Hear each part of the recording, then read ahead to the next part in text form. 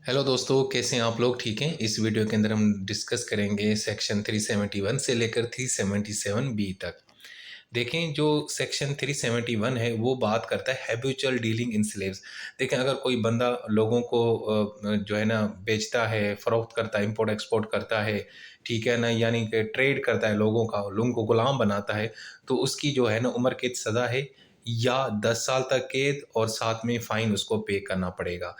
तो सेक्शन 371 ए में लिखा हुआ है कि वो शख्स, कोई शख्स जो किसी और बंदे को प्रोस्टिट्यूशन के लिए फ़रोख्त करता है या किसी गैर कानूनी काम के लिए फ़रोख्त करता है, तो उसकी सज़ा जो है ना 25 साल की कैद और साथ में फ़ाइन। इसी तरीके से जो शख्स किसी शख्स को यानी कि ख़रीदता है साथ में, ठीक है, और उससे गैर कानूनी काम करवाने के लिए, प्रोस्टिट्यूशन करने के लिए, तो उसकी भी यही सेम सज़ा है और ये लिखा हुआ है 371 बी के अंदर। उसके बाद है सेक्शन 372 एंड 373, ये रिपील हो चुके हैं। अब आते हैं 374 के ऊपर। 374 ये कहता है कि यार, जब आप किसी बंदे को उसकी विल के ख़िलाफ़ फ़ोर्स करते हैं कि जी तुम ना ये मेरे लिए काम करो, उससे आप मज़दूरी करवाते हैं, तो उसकी सज़ा है 1 साल कैद, फ़ाइन या दोनों। इसी तरीके से, लेकिन यहाँ पे इन्होंने कहा है, जब आप किसी प्रिजनर ऑफ वार को फोर्स करते हैं या किसी प्रोटेक्टेड पर्सन को फोर्स करते हैं कि जी आप हमारी आर्मी के अंदर काम करें, तो उसकी सज़ा 1 साल तक कैद है। अच्छा जी, उसके बाद है बड़ा अहम सेक्शन 375, जिसका ताल्लुक है रेप से। रेप का मतलब यानी आपको पता है कि ज़्यादती करना, जिनसी ज़्यादती करना किसी के साथ। इसकी इन्होंने ज़रा डेफिनेशन बताई है कि जब आप कोई शख्स अपना जो है ना जो प्राइवेट पार्ट है किसी और के प्राइवेट पार्ट में पेनिट्रेट करता है, इंसर्ट करता है, मैनिपुलेट करता है और भी बहुत सारी चीज़ें, तो वो सारी की सारी चीज़ें जो है ना वो जनाब रेप के ज़ुमरे में आती हैं। अच्छा जी, अब इसके अंदर कुछ कंडीशंस हैं। यानी रेप का मतलब ये है, जब आप उसकी एक शख्स के ख़िलाफ़ उसके साथ ये हरकत करते हैं, इंटरकोर्स करते हैं, या उसकी उसकी इजाज़त लिए बगैर आप उसके साथ इंटरकोर्स करते हैं, ये ज़रा डिफरेंट सिचुएशन है। इसके अलावा, या आपने उससे ज़बरदस्ती आपने उससे वो लिया है, कंसेंट लिया है, आपने उसको डराया धमकाया है कि जी मैं आपको मार दूँगा, ये कर दूँगा अगर आप मतलब अलो नहीं करते मुझे। इसी तरीके से, या आप किसी को धोखाधड़ी से आप उसको ये बताएँगे जी अब हमारी शादी हो चुकी है, अब हम ये काम कर सकते हैं। तो इस तरह की सिचुएशन में भी ये चीज़ जो है ना रेप के अंदर आता है। इसी तरीके से, आप किसी को, कोई बंदा मेंटली इम्पेयर्ड है बंदा, उसको पता नहीं आप उसके साथ क्या कर रहे हैं, या किसी बंदे को नशा दे के आप उससे ये ज़्यादती कर रहे हैं। इसी तरीके से किसी बंदे से, अगर कोई 16 साल से नीचे है उम्र का, उसका और उसकी इजाज़त के बगैर, उसकी इजाज़त हो या उसकी इजाज़त ना हो, दोनों सूरत में ये चीज़ रेप कहलाएगी। इसी तरीके से, अगर एक ऐसा शख्स है जो कम्युनिकेट नहीं कर सकता, बात नहीं कर सकता, वो अपनी इजाज़त जो कंसेंट है वो बता नहीं सकता, तो अगर आपने उसके साथ भी ये हरकत की है तो वो भी रेप के ज़ुमरे में आएगी।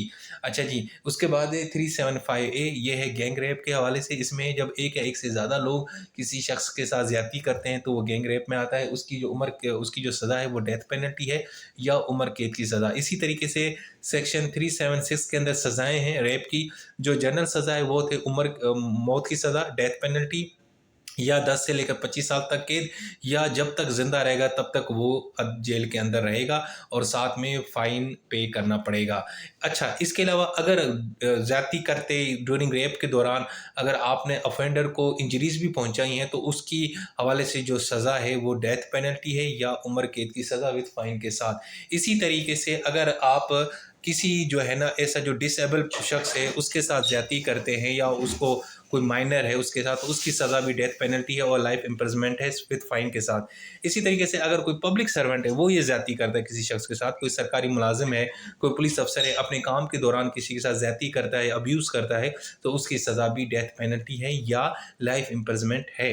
अच्छा जी, इसके अलावा सेक्शन 376 ए है। इसमें यह है कि हम इन्होंने यहाँ पे बताया कि ऐसे लोग जो जो विक्टिम हैं ऐसे जराइम के, जो यहाँ पे 354 ए के अंदर मेंशन है, 376 के अंदर, 376 ए, 377, 377 बी, इन सेक्शन के अंदर जो भी जुर्म बताए गए हैं उनकी जो भी विक्टिम है, आप उनका अगर आइडेंटिटी शो करते हैं तो आपको 3 साल तक कैद होगी और फाइन भी पे करना पड़ेगा। लेकिन यहाँ पे कुछ एक्सेप्शन है। अगर कोई पुलिस ऑफिसर है, अपनी इन्वेस्टिगेशन कर रहा है, उसमें किसी का वो नाम लिख रहा है, तो वो एक अलग चीज़ है, या अदालत ने इजाज़त दी है, या विक्टिम ने खुद रिटन में लिखा है कि जी आप मेरा नाम बता बता सकते हैं तो आप मतलब बता सकते हैं, लोगों को लिख सकते हैं। या अगर वो नहीं, अगर वो विक्टिम डेड हो चुका है या मर चुका है या माइनर है या मेंटली अनसाउंड है, तो उसकी जो लीगल गार्डियन अगर इजाज़त दें तो उनकी इजाज़त से आप नाम, उनकी आइडेंटिटी डिस्क्लोज कर सकते हैं। अच्छा जी, इसके अलावा जो अदालती जो फैसले पब्लिश होते हैं ना, मुख्तलिफ हमारे जो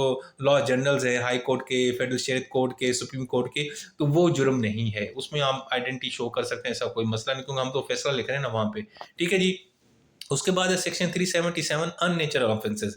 देखें जी, अगर आप किसी से गैर फितरी हरकत करते हैं जो नेचर के खिलाफ है, यानी एक मर्द मर्द के साथ, एक औरत औरत के साथ, या किसी जानवर के साथ, तो उसकी जो सज़ा है वो है लाइफ इम्प्रिजनमेंट, उम्र कैद की सज़ा है। साथ में 2 से लेकर 10 साल तक आपको कैद होगी और एंड फाइन भी पे करना पड़ेगा। अच्छा, यहाँ पे जो पेंट्रेशन अलोन है ना, वो इनफ है, तो उससे एस्टेब्लिश हो जाएगा ये जुर्म हो गया है। उसके बाद है जनाब 377A sexual abuse. Sexual abuse का मतलब ये है कि जब आप किसी को फ़ोर्स करके, कन्विंस करके, ट्रिक से, धोखेबाज़ी से किसी को जो है ना इनएप्रोप्रिएट टच करते हैं, गलत तरीके से टच करते हैं, ठीक है? या उसको अपने प्राइवेट पार्ट्स शो करवाते हैं, या किसी के प्राइवेट पार्ट्स आप देखते हैं, या उसको उससे कोई सेक्सुअल एक्ट करवाते हैं किसी भी तरीके का, तो वो सेक्सुअल अब्यूज़ की कैटेगरी में आता है।